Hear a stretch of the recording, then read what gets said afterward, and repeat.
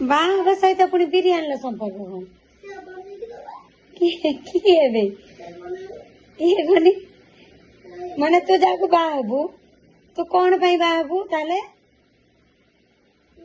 ତୁ କଣ ପାଇଁ ବାହା ହବୁ କଣ ଯଦି ନ ବନେଇଦେଲେ ଯୋଉଦିନ ବାହା ଯଦି ନ ବନେଇଦେଲେ ତୁ କୋଉଠି ବାହା ହବୁ? ହାଇଦ୍ରାବାଦ ଆଉ ଏଠି ଓଡିଶାରେ ନୁହେଁ। ଆଗୁରୁ ଯଦି କାଳି ଝିଅଟା ହେଲା କଣ କରିବୁ? ଓ ହାଇଦ୍ରାବାଦରୁ ବାହା ହବୁ। ଯଦି କାଳି ଝିଅଟା ହେଲା ହଉ ହେଲା ତୁ ବିରିୟାନୀ କରିକି ଦବ କିନ୍ତୁ କାଳି ଝିଅଟା ହେଲେ ଚଳିବ ତ? ତୁ କିନ୍ତୁ ବାହା ହବାର ଅଛି ତୋର।